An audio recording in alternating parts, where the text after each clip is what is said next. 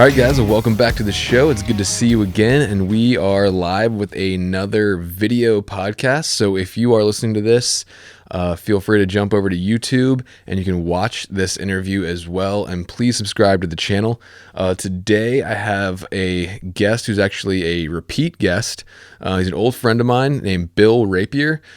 He's an ex-Navy SEAL, and he actually spent a lot of his time in one of his platoons as a sniper, and that's what this episode is focused on. It's focused on long range rifle shooting, which has a big time application for us as hunters as we start to get closer and closer to season. So, if you don't know who Bill is, you should definitely go back and check out the first episode I recorded with him, where we go really more into his general philosophy, his training philosophy, and that kind of stuff, and more self-defense, stuff like that. But I wanted to get an episode recorded with him specifically about marksmanship and long-range rifle shooting as it pertains to hunting. I think it's valuable information for us as hunters as we start getting closer and closer to season, and guys are hopefully able to find more ammo on the shelves out there and send some rounds down range. So this is a great episode to kind of step up your game in terms of accuracy. Again, he's an ex-Navy SEAL. He spent some time in the Naval Special Warfare Development Group, or DevGru, which is an elite unit of SEALs. So he definitely knows what he's talking about. He's an awesome dude. He's a man of faith, a family man. And so I really think you'll enjoy this conversation with Bill Rapier. So looking forward to it. Let's just jump right in.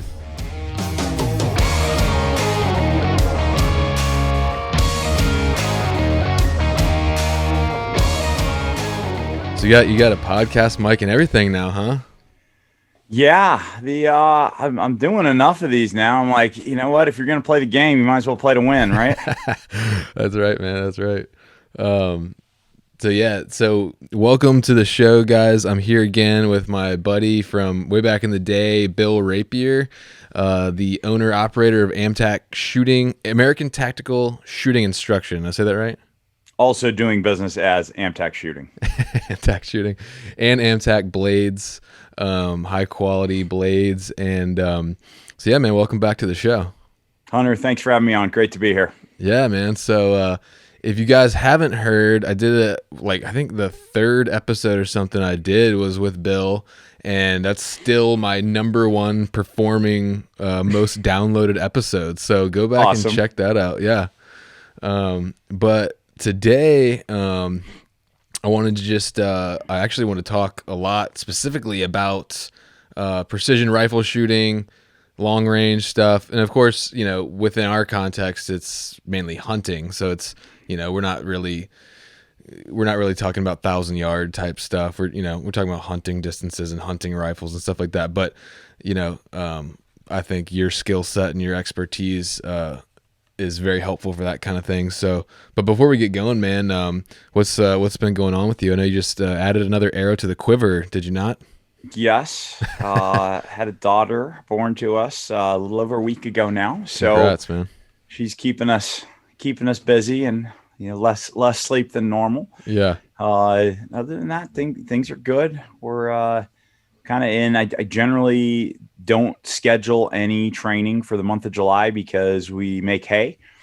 So I'm kind of right in the middle of making hay and having a newborn, and still trying That's a lot of stuff. Keep the other two busises running. So yeah, and be involved with church. So is your hay for your animals, or do you sell it? Yeah. Or okay. Yeah. So we I've got ancient equipment. I got an old number 9 sickle bar mower, John Deere. Nice. It's probably 80 plus years old. So it was kind of funny. I was wanting to, I knew that I should probably replace the cutting teeth on it. And I was wanting to not do it because, it's another day's work, or it's not that much work, but, by the time you go back and forth to the store, right. It's a couple hours. And, so I was going to try and do it without swapping stuff out. And I got literally 2 feet into the pasture, and the seized up on me the first time. I'm like, all right, God, you're telling me something here. And so went and swapped, changed out every tooth and a couple of the guides. And man, it's so much better. Like Nice. I should have been doing this the whole time. Yeah, man. Definitely makes it a lot faster. So I've got this ancient sickle bar mower, and then I've got a pretty old V-bar rake, side delivery rake, and then I've got an old International Harvester square baler. So nice, man. we get it done. Yeah. How many animals are you feeding? We're feeding about, I don't know, anywhere between 25 and 40 critters. Okay. We've got a horse, couple dairy goats, and then the sheep fluctuates between 30 and 40. Okay, nice. Or really between 20 and 40, depending on what time of the year. Yeah. I remember visiting your house a long time ago in VB, and you had I think you had 3 or 4 goats in the front yard, and you were just starting to add. That was definitely our starter farm out in Virginia. Just getting the hang of, man, back then I was milking goats twice a day, and now I have kids. They do all that stuff. Nice. That's why you got so many and do all the farm work, right? Yep. So this is your second daughter, is that right? Second daughter. Okay, yep. Cool. And then we kiddo number 7, daughter number 2. Are you guys done, or are you gonna go for more? Probably we are done. Okay, cool. 7's a good number. 7's a good even number, right? Yeah. Well, cool, man. Well, yeah, man. Go ahead and give guys, if they hadn't listened to the first episode or hadn't heard of you, a brief background of yourself, but also kind of where your expertise may lie a little bit in the specifically long range, rifle stuff, kind of context. So Bill Rapier, I grew up overseas, missionary kid, joined the Navy early, age 17. Folks had to sign for me.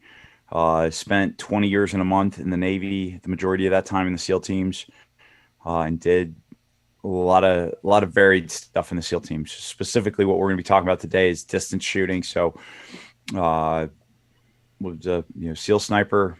Actually, didn't make it through sniper school my first time. Actually, failed out the first time for stalking of all things. But what does that mean? So you have you failed that part of it. Broken into two.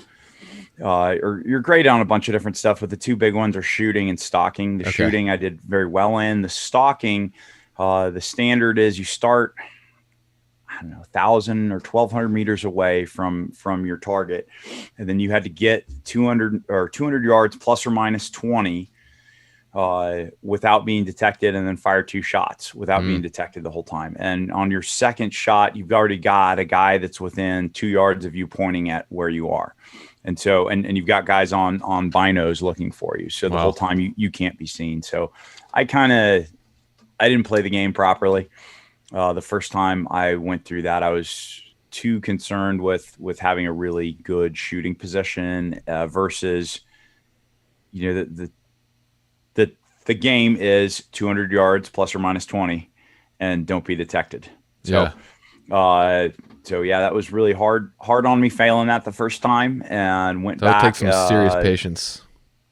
Yeah, I went back about a year later and played the game, and I think I was walked on once during my stalks, and it was out in an island out in the desert, and the guy told me afterwards, he's like, I couldn't see you, but you were the only bush in the desert. So that's funny, man. Yeah, so I've been involved with precision rifle shooting for a while. I was a sniper in one of my platoons, and then was a recce team leader for a while. So did it for multiple years as my full-time gig. Nice. Both on the shooting and on the reconnaissance side of things. So, how did you like that job as compared to other jobs you did? I really enjoyed it. Honestly, it wasn't so. I mean, I enjoy the distance shooting, but for the actual work that I was doing, it was much more the scout. A lot of times sniper school will be called scout sniper school, and what we were doing was much more the scout side of things, where we would kind of figure out routes in and out and do a lot of that planning, and then lead all the guys in and out of a target. And I really enjoyed doing that aspect of it. Nice. That's cool, man. So then when you got out, do you still do some, just tell guys about or do you do any competitive stuff, or are you just focusing mainly on training other guys now? So there's a great, for guys that are getting into us, into this. There's a series called the Precision Rifle Series, PRS.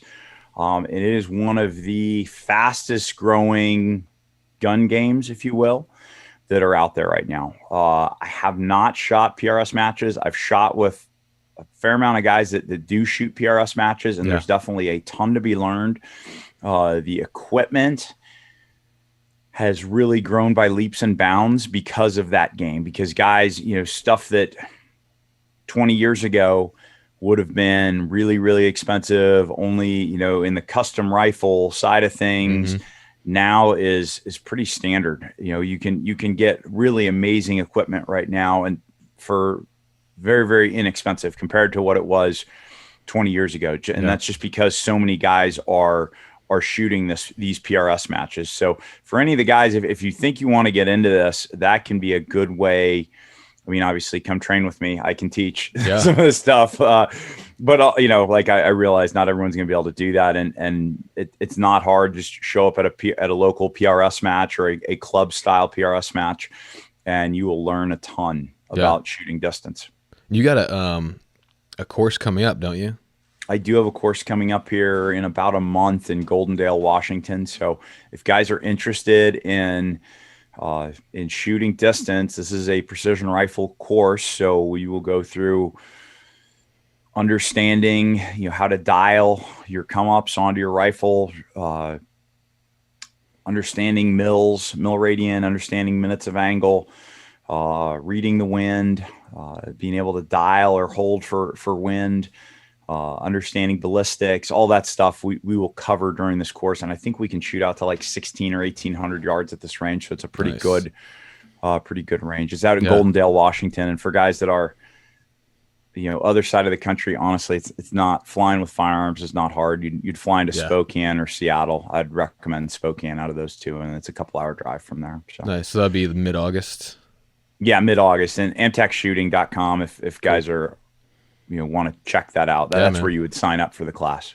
Yeah, I wish I could go, but since I can't, I figured we could dive into some of that stuff today, hopefully. And again, we're kind of more in the hunting realm than PRS, but there's still so much crossover, especially a lot of guys out west I'm not into the super long range hunting thing. Some guys are, but that's kind of another topic. But I guess the way I was kind of thinking to approach it was start kind of with hardware and kind of some of your recommendations, both from someone who maybe wants to build a good, accurate hunting rifle without, going way overboard budget-wise. And a lot of guys are also thinking about weight. So a lot of guys aren't trying to lug a 15-pound rifle into the backcountry, and then maybe after that, some tips on maybe some upgrades guys could do on their existing hunting rifles to get the most accuracy out of them.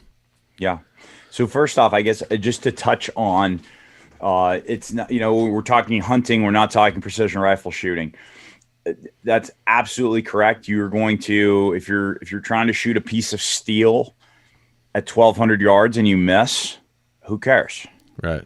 I mean, in the grand scheme of things, right? Or if you just nick the side of it, well, you still hit the thing. Yeah. When we're talking hunting, we really need to cut our distances significantly down, unless we're talking shooting varmints or whatever, shooting animals that we're just trying to get rid of. Yeah. But if we're trying to ethically take animals, then you really need to cut down by half or at least by a third what confidently you would normally shoot. And that's just because it's our responsibility as hunters to be ethical, to try and harvest the animals as cleanly as possible. Yeah, absolutely. But what I will say though is that if you can consistently, if you can shoot out to 12 or 1,400 yards, which is kind of with my baseline of recommendation, I'll go over in a little bit here, like a baseline recommendation that I'll do for a guy that wants to go to a precision rifle course. This is not a break the bank setup.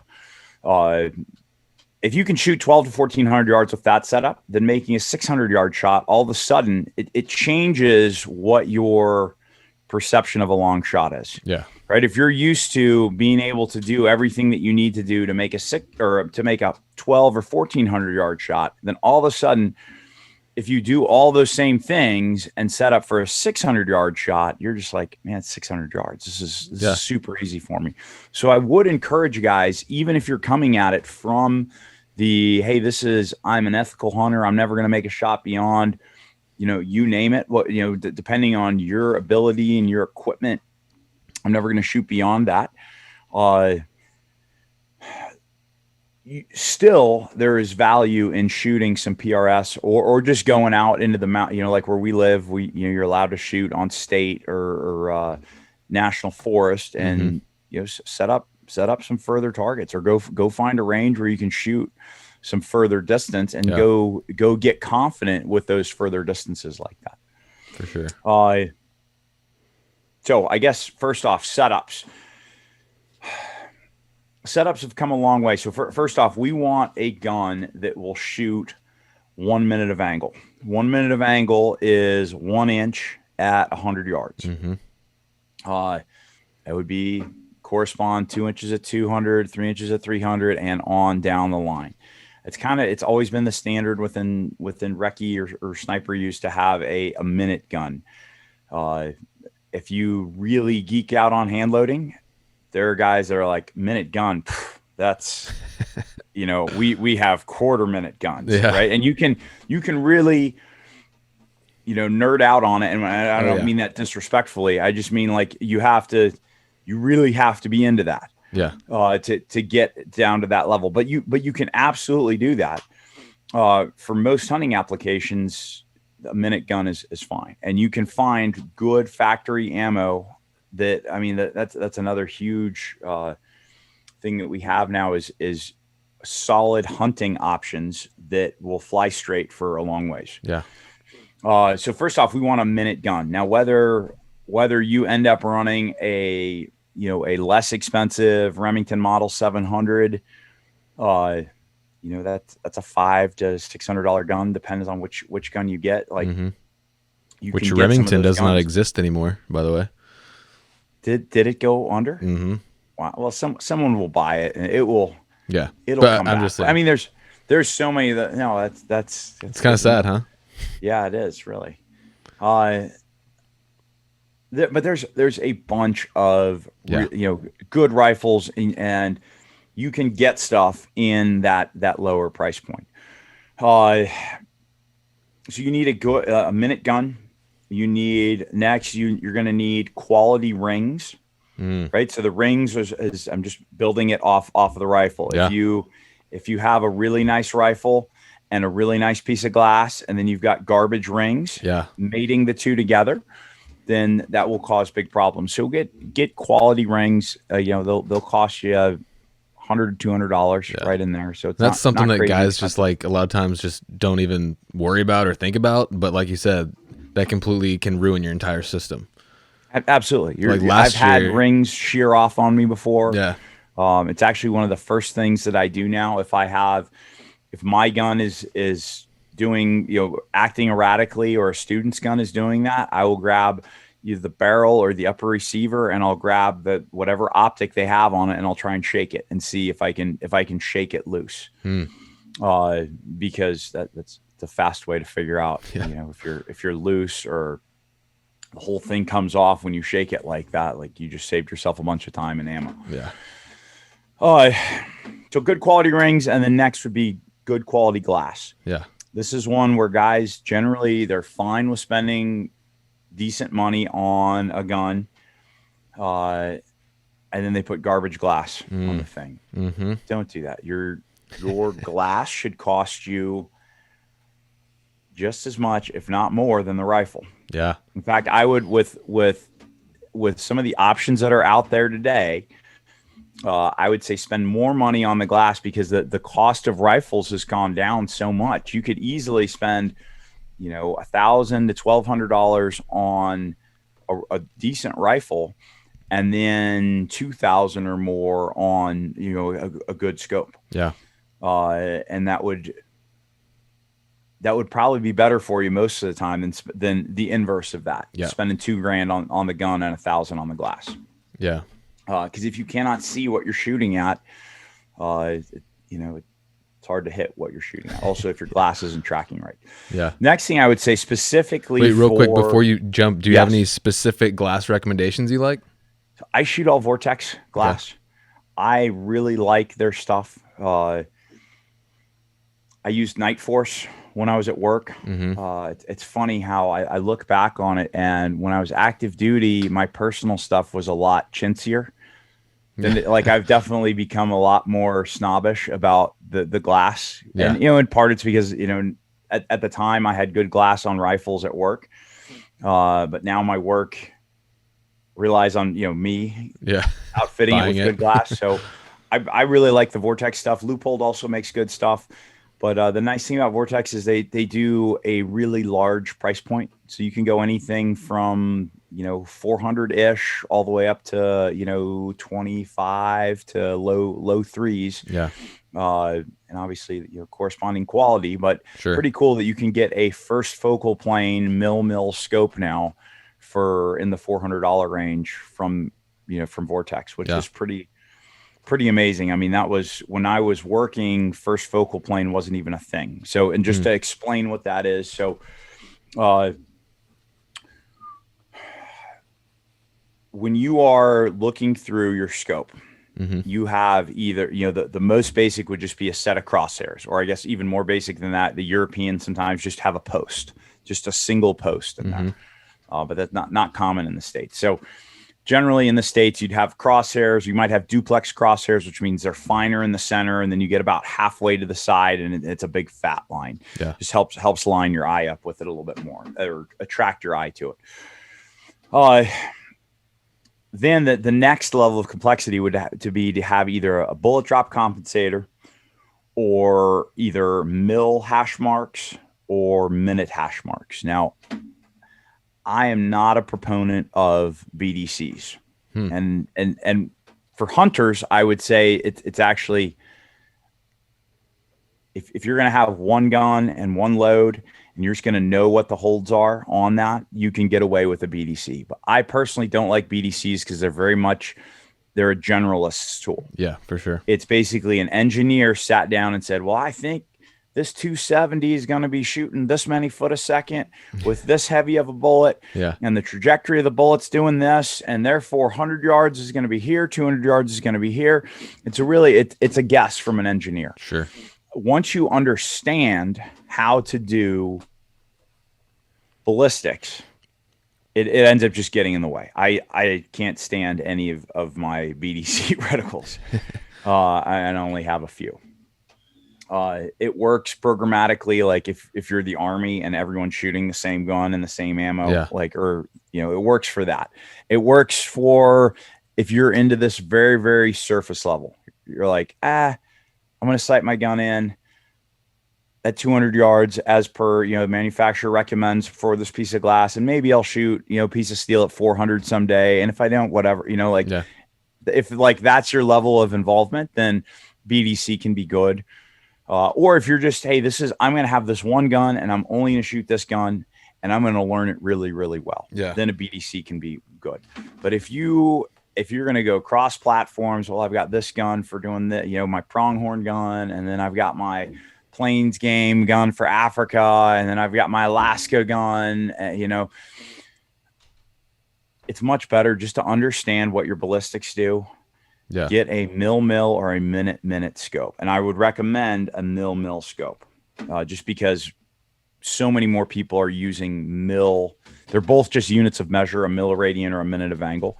But you want to shoot what everyone else is shooting, and overwhelmingly everyone else is shooting mil equipment. If you look at like old binoculars, old Steiner binoculars, they've got mil hash marks in there. If you look at old loopholed scopes that had mil hash marks in the glass and still had minute come ups, like that's the equipment that I came up with.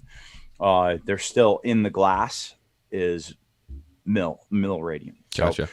So, once you understand the system, right, and you can plug into your ballistic computer, okay, I'm shooting a bullet that's going this fast, it weighs this much, it has this ballistic coefficient, and I'm at this density altitude, it'll give you a firing solution that is way more accurate than you know the engineer's best guess for that BDC.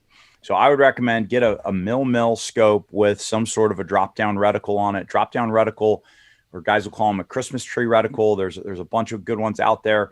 Probably within the military, the Horus or the Tremor 3 is probably the most popular one right now within the mil circles.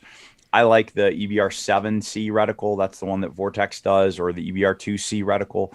It's basically just, it has hash marks going down. So we've got our crosshairs, and then we have just tick marks going down.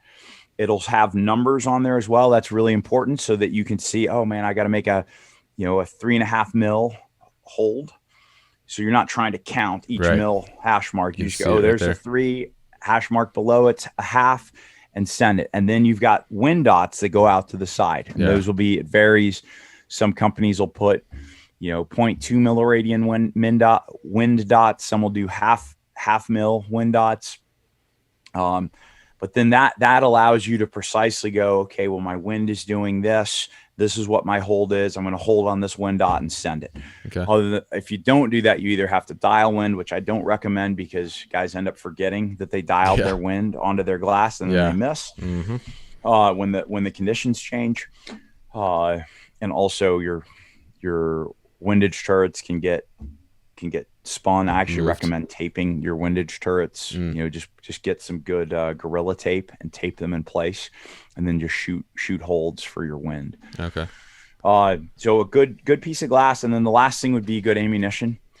And you were explaining the first and second focal plane thing. Hit that real quick. Yeah. So so we had to take it back just a little bit to understand what units of measure we have in our glass. Now, historically, our scopes were all second focal plane scopes, and what that means is that in the glass, your measurement was only true at a certain power. For most scopes, it was at full power. I've seen some scopes that they have a little dot on your adjustable, and only at that dot is it true. Now, a first focal plane scope, they start coming out, or I started becoming aware of them maybe, almost 20 years ago now. But what it does is it is always true. So what that means, so any magnification is if I'm shooting so let's say on my Razor HD2 4.5 to 27s. If I'm on 10 power and I want to shoot a 3.5 minute hold, I just put 3.5 minutes on it, I shoot it. If I'm at 20 power, it's the same thing. That's nice. If I had a second focal plane scope, I could only shoot holds at a certain power. And now let's say that's on max power 27. Well, now I might what if it's a 300-yard shot and I crank it to 27 power, I might have a hard time even finding what I'm looking for because of that. And especially if say it's a deer and it's kind of walking a little bit, I'm trying to stay on it and track it a little bit, and I'm waiting for it to stop. If I'm on 27 power, it's going to be really hard to see. So that being able to dial it down. Now, the downside of it is that 4.5 to 27 at 4.5, like, you've got just a really fine crosshair. You're not shooting any holds off of that. So it doesn't help you a whole lot up close. Yeah. But it does really help for those medium distance shots to have your measurements actually be true. Gotcha. Okay. And then I think you were about to go into ammo. Yeah. So ammunition, Black Hills ammunition, Hornady makes great ammunition. There's a bunch of other companies that do it, but those are kind of the top two that I see within precision ammo. You want, depending on what you're shooting, right? You should shoot a quality, either a bonded bullet, right? Something that's going to stick together, and also going to mushroom, or the solid copper, the Barnes, the triple shock, or the tip triple shock. Like, that's kind of what I would recommend. Yeah. So we've been. Go ahead. I was going to say, we've been, my buddy and me, for this Alaska thing, we've been developing a round hammer bullets. Have you heard of them? I've not. Okay. It's 124 grains, a 6.5 Creedmoor, 124 grains, a smaller bullet, but it's a copper monolithic. and like the terminal performance on the thing is really good because, like you said, it holds its weight, so it has a super big wound channel when it goes through there. The other like factory ammo I shoot for like deer and whatnot is that Hornady ELDX Precision Hunter stuff. Great ammo. Very accurate. That's great ammo. Yeah, but I get a little bit of meat loss, if I hit in the shoulder, because when that lead core bullet, it's gonna, and also you got potentially trace amounts of lead in your meat, and it kind of destroys that front shoulder. So I'd be interested to see how this copper mono does on the game this year. So the Barnes triple shock bullets, they mushroom as well. They fold out into 4 like really nice big petals like that. So it still will mushroom. I'd say just be careful with the, if it destroys the shoulder and the deer is down right there, like that's a good thing. Yeah, that's not always bad. Yeah. That's the bullet's doing its job. Absolutely. So if there was somebody who, let's say they got a hunting rifle, decent rifle, just decent setup, but they kind of want to get more out of it. Like, what's the number one thing you would say where they could put a little extra money or invest a little extra to kind of upgrade that thing to get it better? Quality ammo is going to be the first thing. I mean, that's the cheapest. You're not changing anything. If go shoot, go shoot and see which ammo your gun likes the best. Right. And then and then look on a ballistic application and see which one's going to do better for you for what you're doing. Right. If you're hunting, tree stand, Virginia, it doesn't matter really.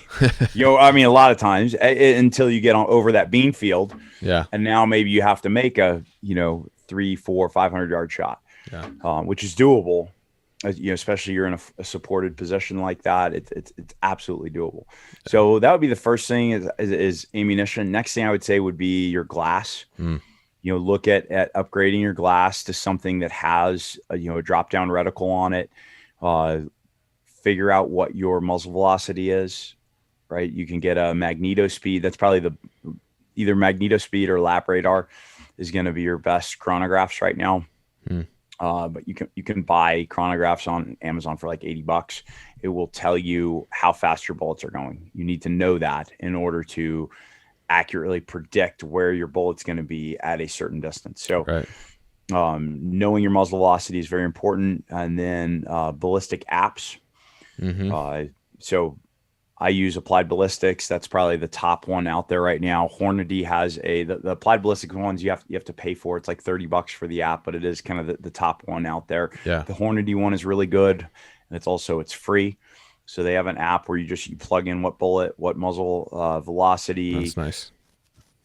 And it will give you your trajectory. So that's a really important thing. Okay.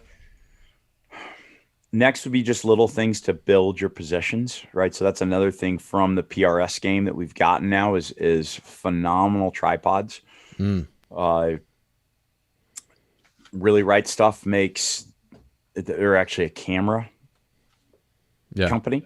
And they have a whole division now to sell to, a whole like tactical division because so many gun guys started buying their carbon fiber tripods. Yeah. I mean, it's game changing. Yeah, you can.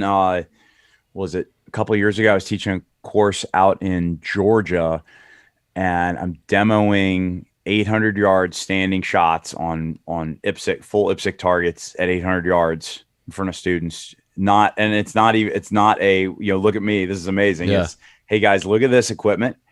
Like when I lock, I've got this solid tripod. I lock my rifle into it. I get my sling set up, so I'm actually like sitting on my sling, waiting that thing, and it's like, man, it is rock solid. Is that from a seated position? Oh, you said standing. No, so that's from standing. Wow. Yeah. Dang, yeah. Dude. So that's one of those things. Again, going back to if you're doing that all day long, and it's not hard at 800 yards. Now, when you are driving along, like in our area, like a lot of hunting is guys will drive along, the fire roads and then sit someplace in glass, and you might have to make a cross canyon shot. Yeah. Well, if you can have your tripod already set up with your binos or whatever, and then, swap it out for your spotting scope to check out, the quality of the animal. And then you plop your rifle on there. And, if you're confidently doing that at 800 yards on steel, well, now 400 yards doesn't seem very far. Yeah. I've been getting on that. We always start off shooting off our bellies, right? We either get a bipod or shoot off of a backpack. The forward support is most important, which is why we have a bipod, and then we'll just have our hand behind the gun like that, or we could have like a bean bag or some sort of a bag or a puff jacket. If you don't want to carry a bean bag with you, that's normally what I do. I'll have a jacket back there, a little bit more dual purpose. So we start off with that. That's where you see what you're actually capable of doing, right? Because when you're on your belly and you've got forward support and rear support, the gun should not be moving at all. And so that's where you see what you're actually capable of doing. Yeah.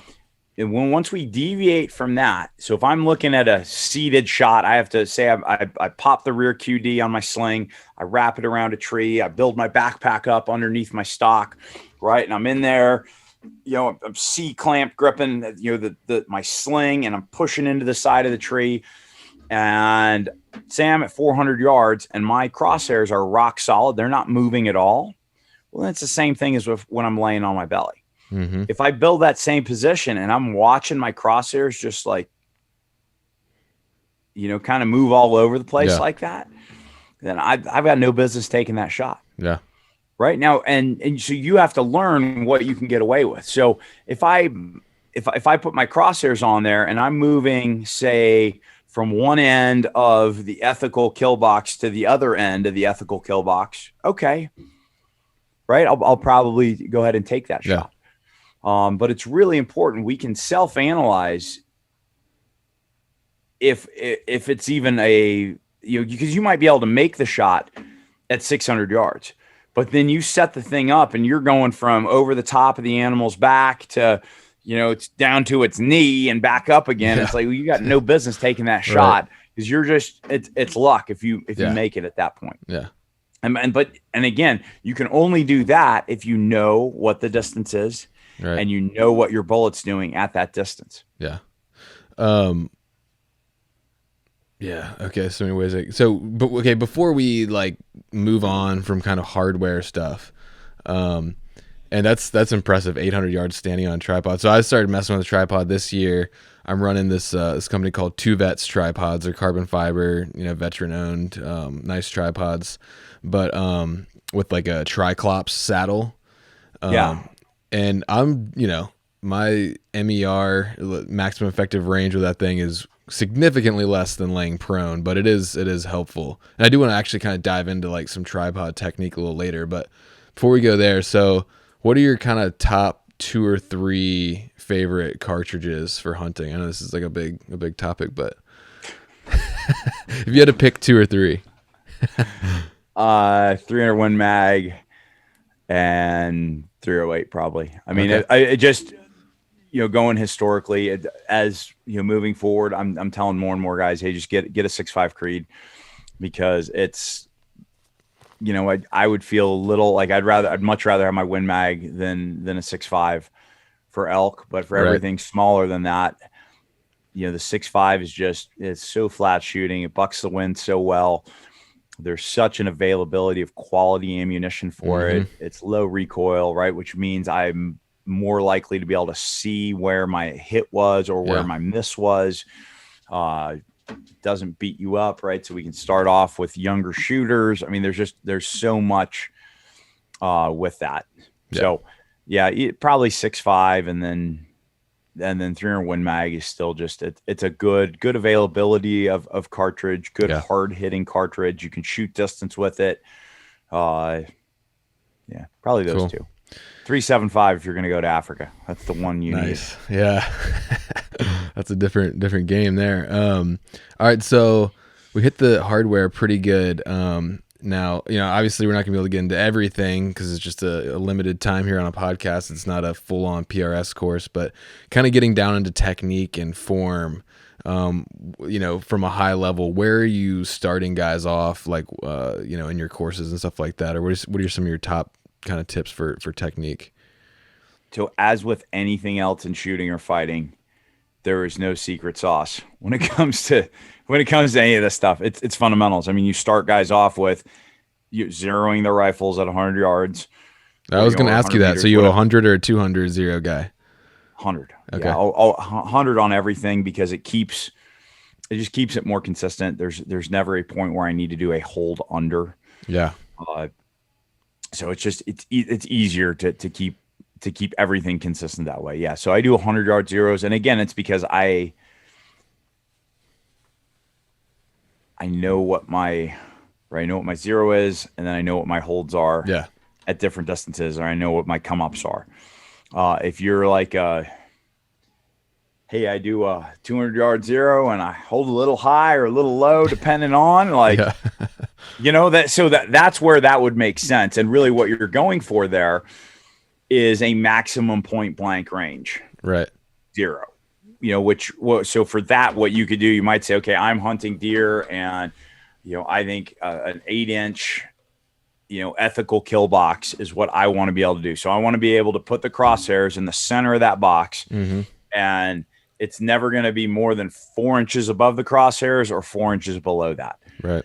So you can take averages, a bunch of people have done the math before, or you could take your particular bullet, and then it will tell you, go ahead and zero the rifle at 273 yards.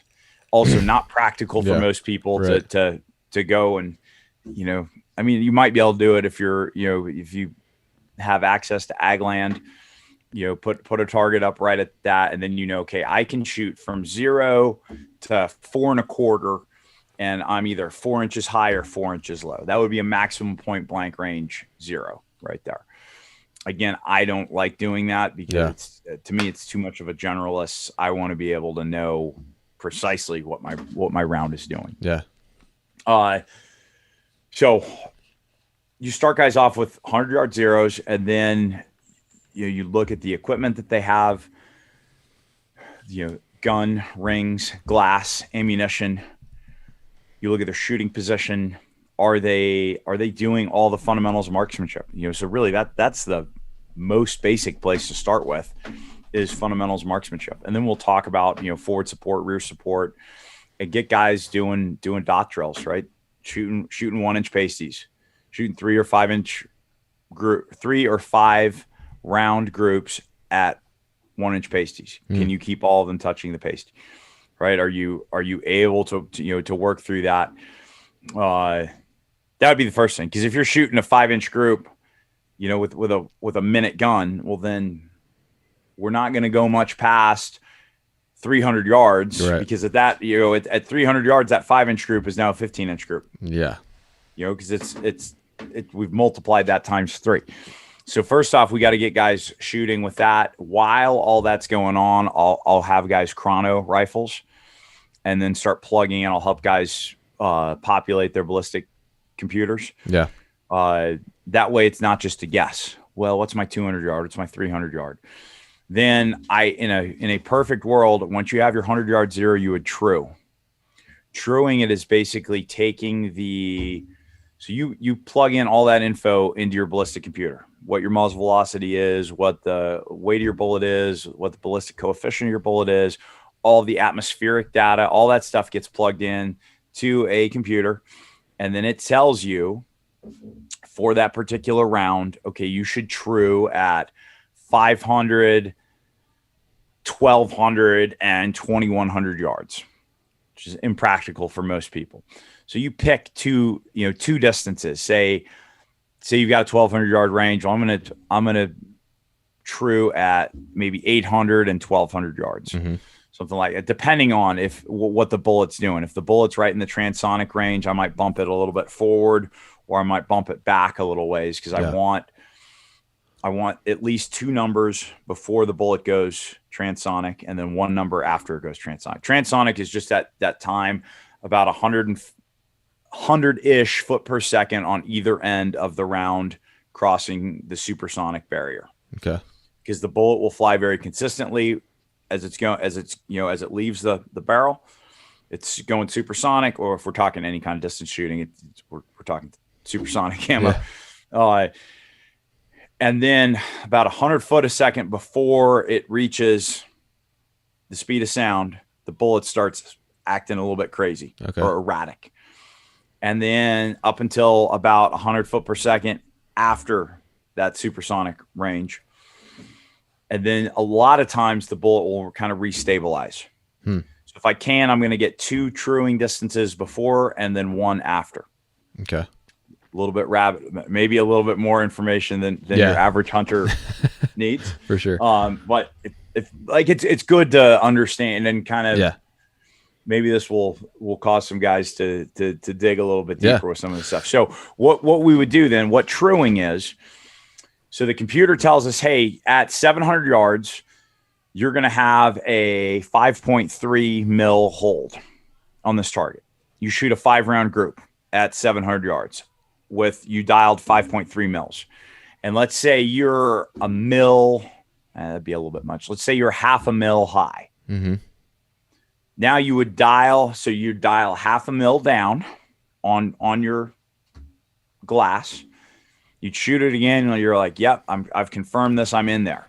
Now you go back into your ballistic program and you tell the computer, hey, you told me this, but it's actually this. Gotcha. And then it will extrapolate that above and below that distance-wise. The more numbers you put in, so if you shoot that at 7, and then you shoot it again at 12, and then again at 17, something like that, the more it can refine that and be even better for you. Gotcha. So that's what truing it is. So that the coolest way that I've seen this done is with a truing bar. I got this from a guy named Brian Morgan. He's one of the top PRS guys out there, and now him and Todd Hodnett are probably the 2 top distance guys. So if you want to learn to shoot distance, those are the top guys in the world for teaching it. Good luck getting into their classes. But if you those are the top guys though to go to for distance shooting. Okay. So a truing bar is just going to be, so say I have my range and I'm going to shoot, or I'm going to true at 700. I'm going to true at 1200. So we would make a 7-minute high target and a 21-minute wide target. So we want it 1 minute high and 3 minutes wide.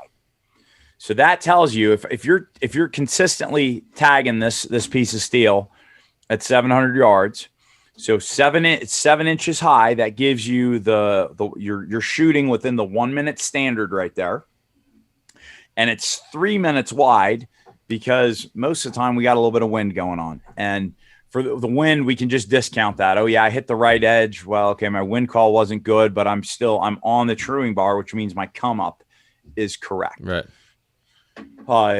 So we start off with 0 rifles. We teach fundamentals marksmanship. Then we would true our rifles, and then we would just walk them out on yard lines and see, hey, where does your system top out? Yeah. Right. Which with a kind of baseline, I'm interested on the precision rifle side of things. Right. What I tell guys is, hey, Ruger precision rifle costs you about $1,100. A Vortex PST2 about the same amount of money. You get those 2 and quality ammo, and you're going to top out between 12 and 1,400 yards. That is phenomenal compared to 20 years ago when I was doing this for work. And we had guns that cost, they were custom rifles that would have cost 3 to 5 times that much. Yeah. And we were topping out at that. That was a far shot back then. Now, I mean, literally day one, guys are topping out between 12 and 1,400 yards. Jeez. Yeah.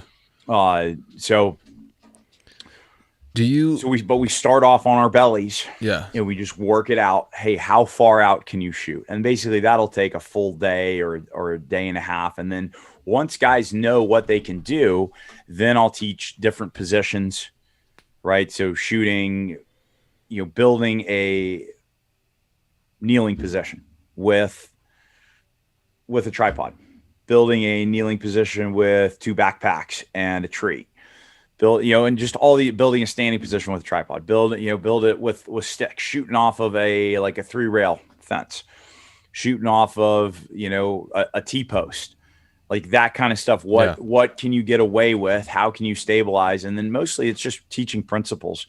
Because once you understand, okay, I can shoot 1,400 yards with this particular setup, that's everything is perfect. And that's where, that's the edge of my ability. 1,500 yards, it falls apart on me. Okay. So now you know that when everything's perfect, you can shoot that far. Well, now we build in, some inherent instability of, you're shooting off of a T-post, you're shooting off a 3-board fence. So what are the little cheats? What are the little techniques that we can use to improve our position, to be able to shoot as close as we can, fully understanding that you're not going to shoot, off of standing off of anything. You're not going to shoot unless you're standing off of you've got a giant wall, brick wall in front of you, and you're able to support the front of the gun completely, the rear of the gun completely. Then you should be able to do the same type of thing. Yeah. But that's going back to understanding principles, being able to look through your crosshairs, go, okay, how do I have any movement? Yeah. Like when I lock myself in, right? You could do this with 2 tripods. You could have a front tripod and a rear tripod, and you could get behind the thing and you're like, man, this thing is not moving at all. Okay, check. Then you should be able to shoot the same type of, or very close to the same type of distance that you're going to shoot off your belly. Yeah. All right. So more stuff on technique and stuff. A couple quick little questions I had for you. So are you one of those guys that has a standardized breathing kind of routine, or what's your philosophy on breathing when it comes to trigger pull? Yes. That's part of fundamentals marksmanship right there, that you have a procedure that you do every time you shoot. Okay. And when guys first start off, right, when we talk about the competency levels, right, we all start off with unconscious incompetence.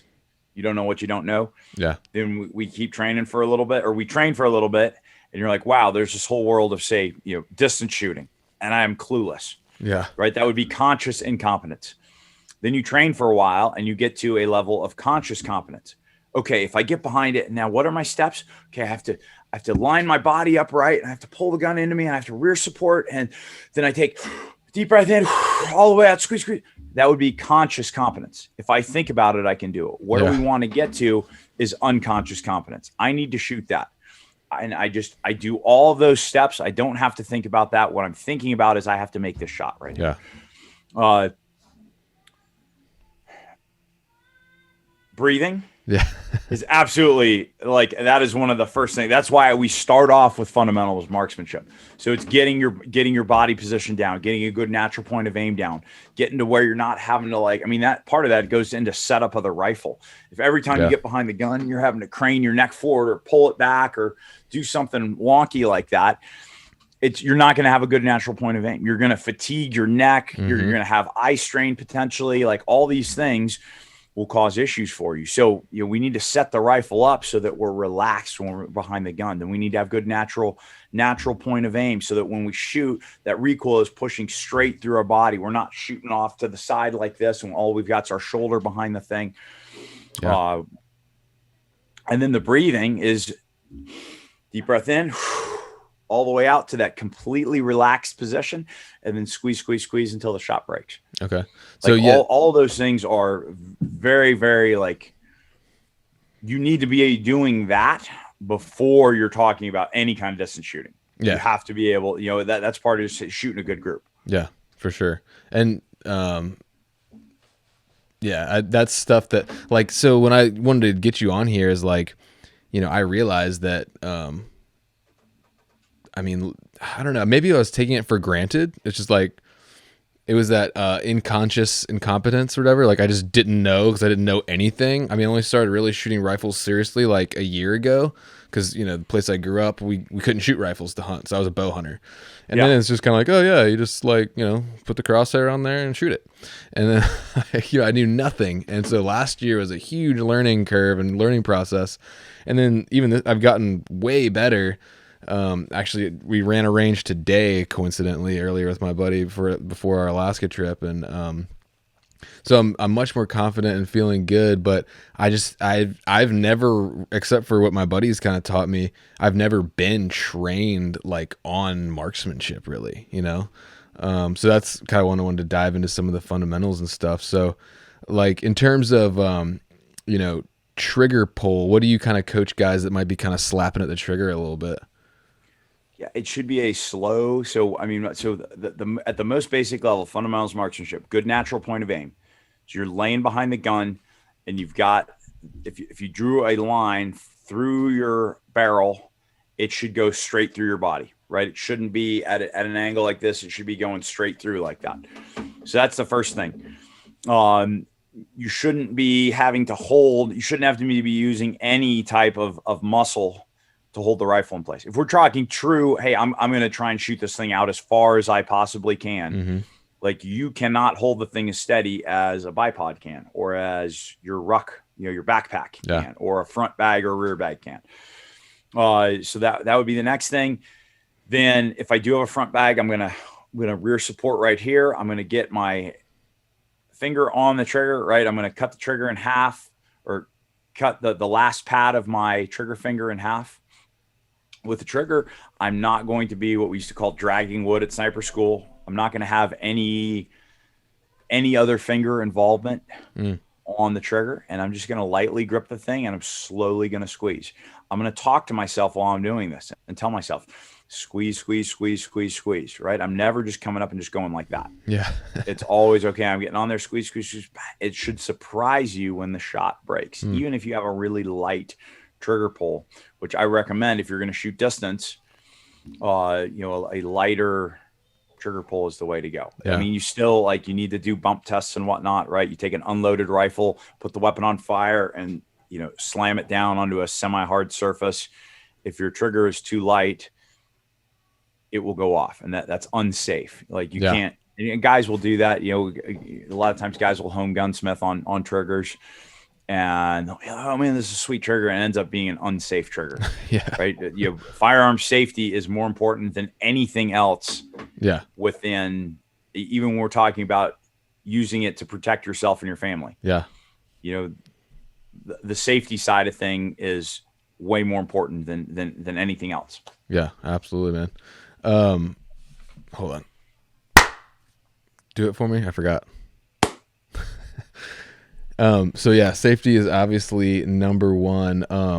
Real quick, your tips for specifically shooting off a tripod. The fundamentals of that kind of. So it really depends. Like, shooting off a tripod is from seated.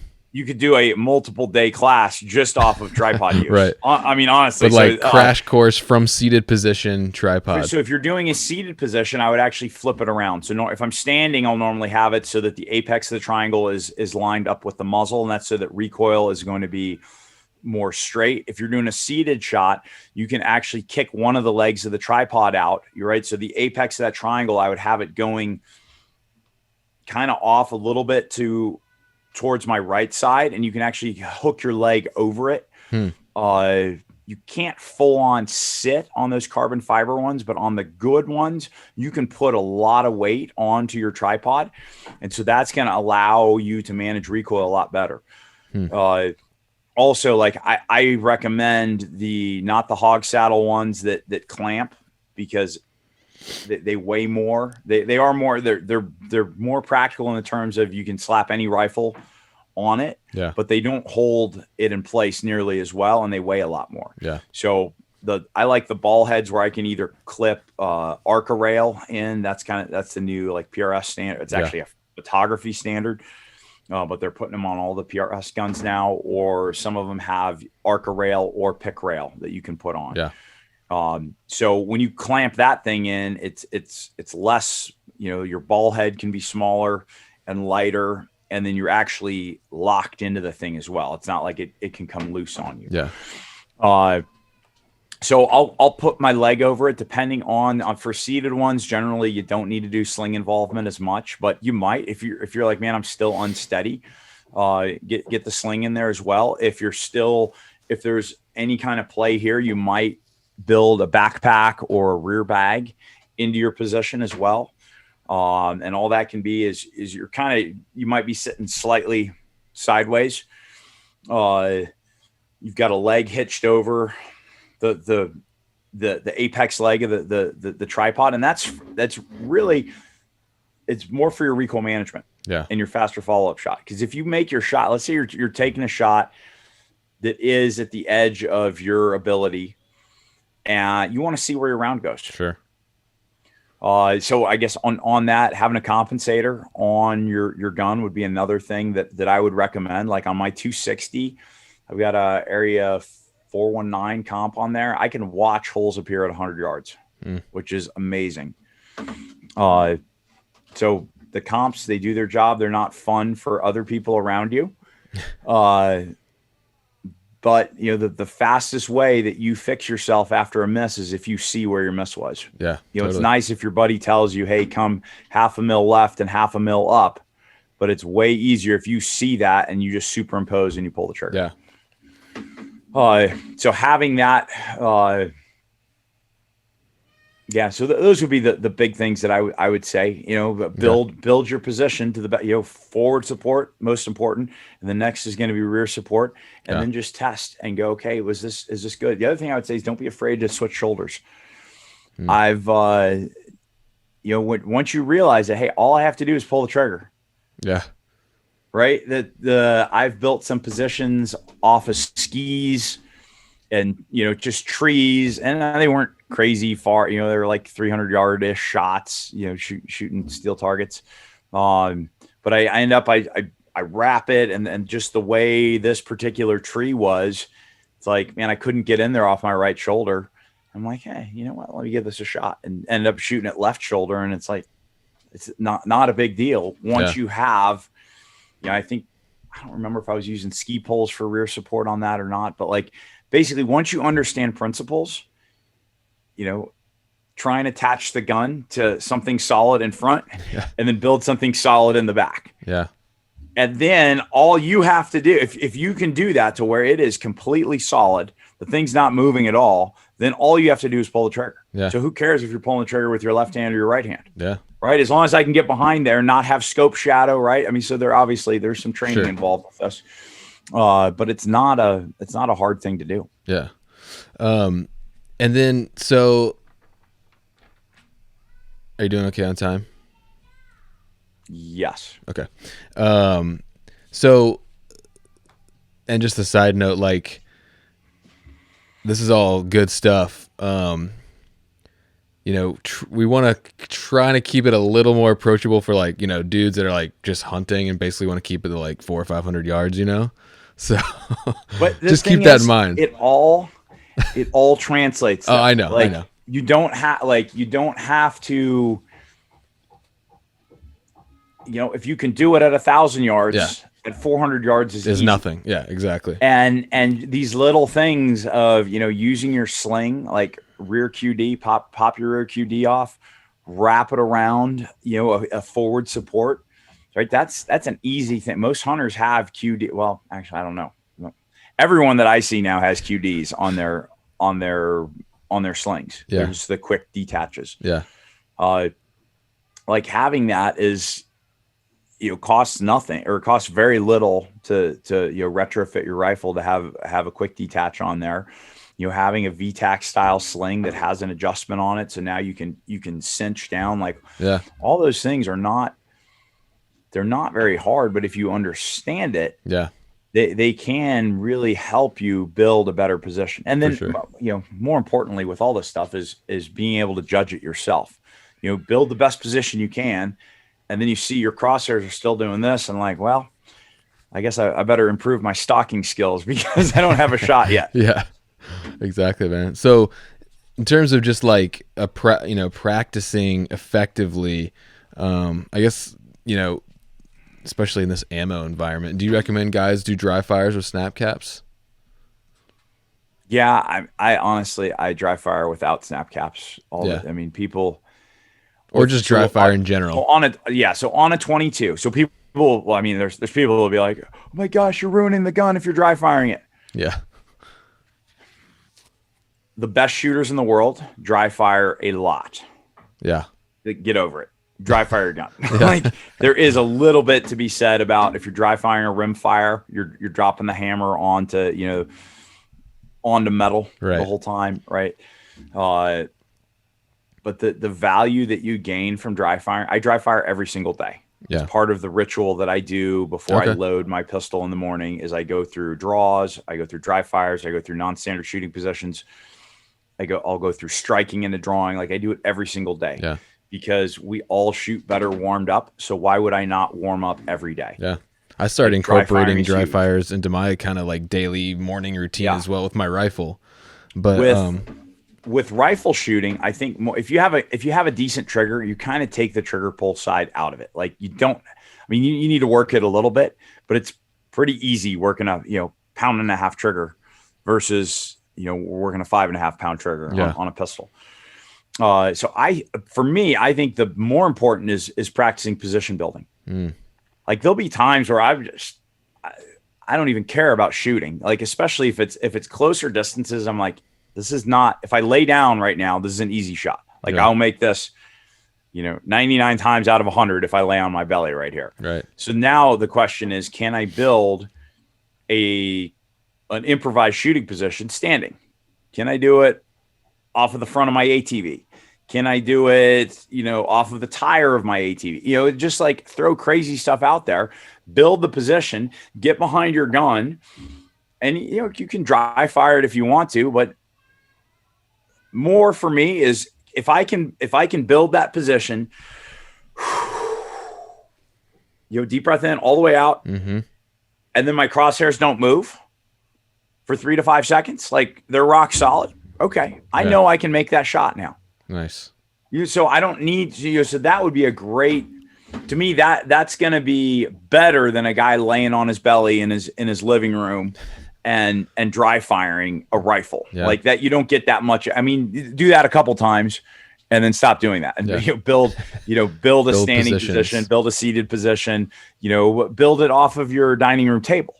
Yeah. Build it off of 2 chairs. Like because the more times you get reps of building weird positions, the better off you're going to be. Build it with backpacks, but build it with your tent, build it with your trekking poles, like all that stuff. That's what you're going to get the value out of. Sure, man. So, I guess one other thing would be, overcoming target panic, and like, how would you recommend guys train for shooting with elevated heart rate, that kind of thing? Shoot with an elevated heart rate. I mean, it's the more you can put yourself into stressful situations, right? Yeah. So you cannot replicate the excitement that you feel if you're on day 9 of a 10-day hunt, and you've been walking up and down, averaging a couple thousand vertical feet in Alaska, and now you see this amazing doll sheep. Like you can't replicate that. No, it's impossible. But what you can do is you can put a heavy backpack on, and you can go up and down the side of a berm 5 times as fast as you can, and then make the shot from the top of the berm. Like that's what you can do. Yeah. And and the more times that we place ourselves in, the oxygen deficit, some sort of a sprint, and then having to build something, that the more times we can do that, the better off we're going to be. Totally. That made me then remember, right? You get into that position, right? Just that focused, deep breathing. Yeah. Right. Talking yourself through it. Okay, this is what I'm here to do. Having a procedure, right? You don't want to miss. You're trying to make a 400-yard shot. That's not a hard shot to make. But if you don't dial dope or shoot a hold, you're going to miss. Yeah. So having a mental checklist. Okay, have I dialed my dope? What is the wind doing? Are my crosshairs steady right now? Like all these things. It all matters. Is the safety off? Like just all of these little checks, they all matter. 100%. That made me think of something. So, I live obviously on a coastal plain. It's flatter than pancake around here. So I cannot practice shooting uphill or downhill. So what do I need to know about shooting elevation, or how is there any way I can simulate it, or just is there like a principle that kind of can have a general principle for, you know, shooting uphill or downhill? So there's actually there's a couple different things at play here. First off is slope dope, like shooting at an angle, either up or down. You're actually shooting at what the base leg would be, right? So if you're looking at, say you're going to make a shot at 500 yards at a 45-degree angle, what you're seeing is, it's been a while, is it the hypotenuse? Sounds right. Right. It's the long leg of the triangle, Yeah. right? I mean, unfortunately, there is some application of math sometimes, right? So that's what you're seeing. When you range it, you're seeing 500 yards. The distance, and that 500 yards is the distance that the wind is going to have effect on your bullet. Yeah. But the distance that gravity is going to have effect on the bullet is the base leg of the triangle. Right. So that's going to be less. It depends on what the straight line distance is and what the angle is. Mm-hmm. So as a rule of thumb, we can always, if you don't know, aim an inch or two low. Not much more than that, because dudes will, especially at distances that you're going to ethically make, that you're ethically going to hunt at, guys will miss because they're like, slope dope, aim low, and they aim really low. And that'd be for shooting up or down, always aim low? Same thing, because it's to think about if I'm shooting up, it's right. If I've got my triangle right here, this leg is a lot further than this leg is, right? So it's the same thing. So that would be for slope dope, for angle shooting. The next one's going to be elevation. Elevation is going to be the higher we go, the less dense the atmosphere is. Yeah. So your bullet is going to fly faster and straighter because there's less friction on it. Yeah. Right. So that is something that, again, you either have to know that by experience. Okay, I'm going from sea level to 10,000 feet. There's going to be a significant change. Yeah. And from shooting in July at 100 degrees versus, you know, October in Wyoming when it's 10. Again, is why you have to, like, if you're going to do this, it's so worth, like, spend a day or two shooting precision rifle, because you'll learn that applied ballistics app, get a weather meter, because the weather meter will tell you what, you know, you can get your altitude off of GPS. The weather meter will tell you what the relative humidity is, what the density altitude is, all those things. Yeah. Your weather meter will tell you. You can get the $70 Kestrel puck now that will Bluetooth to your phone and tell you what that is. And then you plug that number in to the Applied Ballistics app, right? Which then tells you, well, shoot, now we've got it on binos now as well that have the Applied Ballistics software in there. It's Bluetoothing to your weather device. So you're just going, click, you're hitting your range. Yeah. The devices are talking, and it's telling you what your hold is based off of all those atmospherics. It's telling you either what your hold is or what your come up is. I mean, same thing, just different application. All that right technology scares me, though. Your glass. It's amazing. All that technology kind of scares me. It really is. Yeah, so that's some practical stuff right there. So a couple like quick and dirty questions. Speaking of quick and dirty, clean bore or dirty bore when you go out for a hunt? Always, always shoot your gun before you go hunting with it. So dirty bore. If you take this seriously and why you would clean your gun a whole, I mean, you need to clean your guns sometimes. Most people clean their guns way too much. Yeah. There is, at a certain point, especially when we're talking precision, there's a certain point where your gun is going to be dirty and it's going to cause a decrease in accuracy. So you do need to clean your rifle from time to time.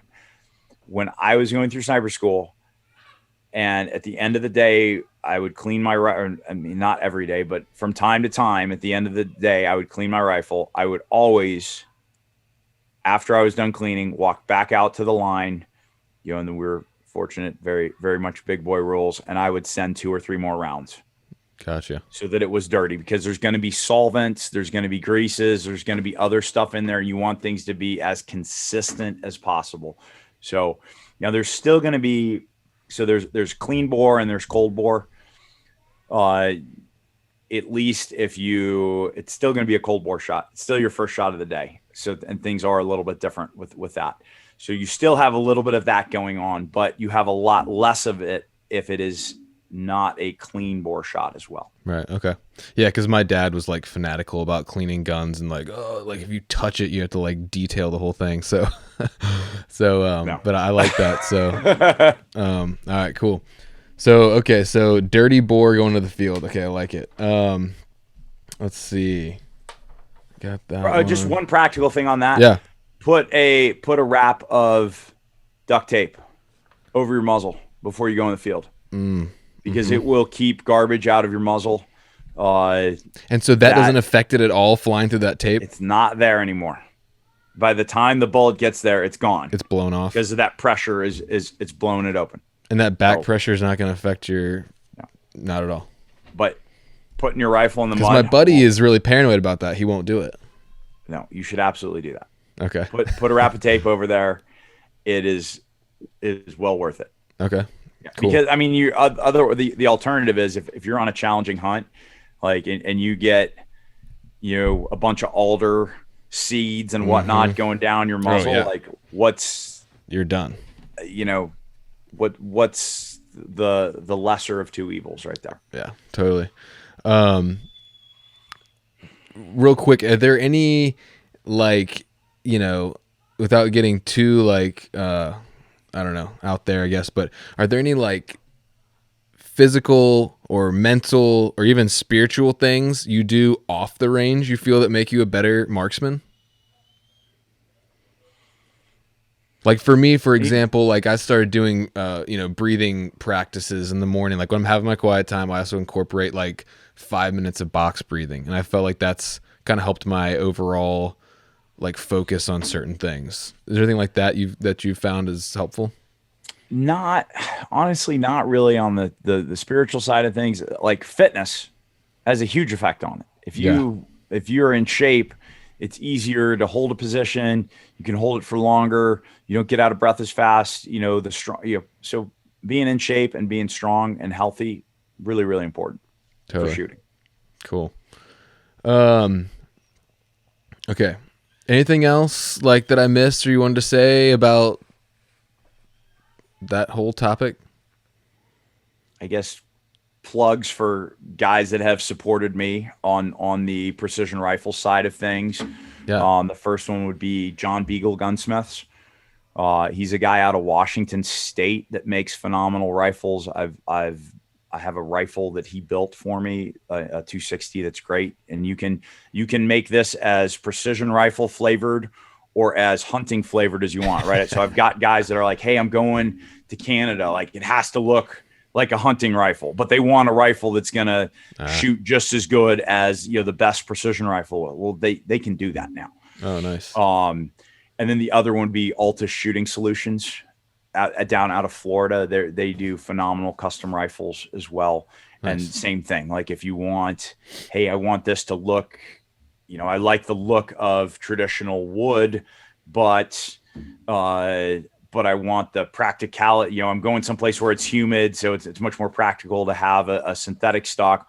Well, they have that now. I mean, they have it. So you don't. It doesn't have to be walnut and blued steel. Yeah. It can look like it or look really close to it and still be a tack driver. Nice. Okay. Okay. A couple rapid fire kind of just more fun questions and then we'll be done. Okay. Send it. This might be hard. You got one rifle cartridge for the rest of your life. What is it? 5.56. Okay. Even for hunting? Well, it does everything. I mean, it's just, I can carry more of it. I guess if we were to say you're never going to use this for protecting yourself or your family ever. Yeah. Probably 6.5. Okay. 6.5 Creed. Okay, cool. Okay. If you had to wear the same pair of underwear for a week or the same pair of socks for a month, which one are you taking? I mean, Frogmen don't wear underwear, so I don't know where you're going. Like, it would have to be the socks. Really? Okay. I would much rather wear the same pair of underwear for a week than the socks for a month, but that's just me. Okay. To each his own. If you had to live in another country, which one would it be? Probably South Africa. Okay. Yeah, I really loved my time over there. It's beautiful country. It's falling apart right now, but Yeah. I was gonna say New Zealand. There's tons of stuff to hunt. They speak English. It looks awesome, and I don't think they have they don't have restrictive gun laws either. I don't think they're getting there. They're getting there. Yeah. Dang. Well, anyway, cool, man. This has been really cool. I learned a lot. Appreciate your time, and I know, where can people find you if they want to sign up for one of your courses or check out some of your stuff? amtacshooting.com or amtacblades.com, and then same to Amtac Shooting or Amtac Blades on both Facebook and Instagram. Cool, man. All right, dude. Well, you got any plans for any hunts this fall, or just gonna be taking care of babies and training? We'll see. I've been a little bit out of the hunting loop, just with transition to civilian life and running 2 businesses and church and dad and all that stuff. Like, so I would like to. We'll see. I mean, I'd like to at least go out and see if we can find an elk around here. Cool. Yeah, you guys can still get enough tracks. I mean, I run a lot in the mountains. I mean, I'm in the mountains almost every day. Yeah. And so I'm seeing a lot of tracks and noting where it's mid-July now, and there's spots where there's still watering holes. So that's kind of cool. Can you guys get an over the counter elk tag over there? Yeah, you can.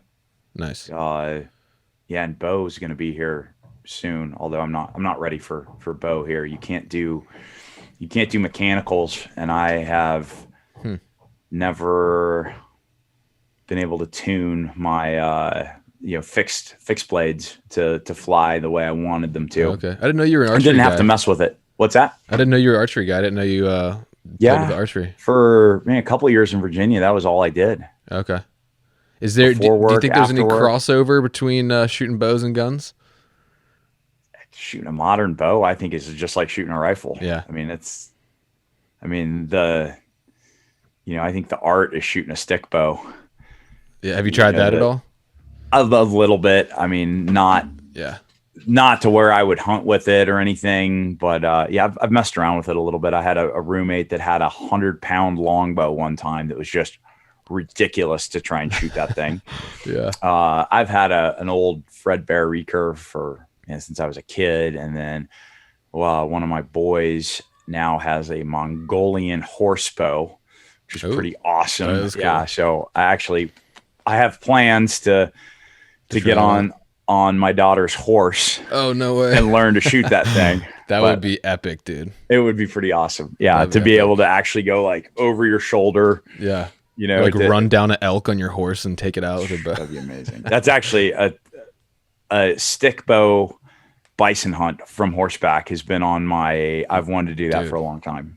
Like the Native American style, that would be insane. It would be pretty cool. Like full on get them running and then come in there with like a homemade stick built bow with flint napped arrows. Like that would be that's to me that's like next level stuff right there. That is next level. I don't. I mean, shooting my I think I've got a Bowtech bow. I mean, it's you put the pin on it, deep breath in all the way out, squeeze, and man, it goes where it's as long as there's no branches in the way or there's crazy angles, it goes where it's supposed to go. Yeah, man, that's awesome. Well, I don't want to take too much more of your time. Any final thoughts or? Thanks for having me on, man. It's always good to see you, and good to good conversation. Yeah, man. I still hope I can make one of your courses someday, but we'll get there. But either that or we need to go on a hunt together sometime. Yeah, dude, that'd be fun. Maybe 2022, come up to Idaho. So we'll stay in touch. Yeah, sounds good, man. All right, brother. Thanks again, man.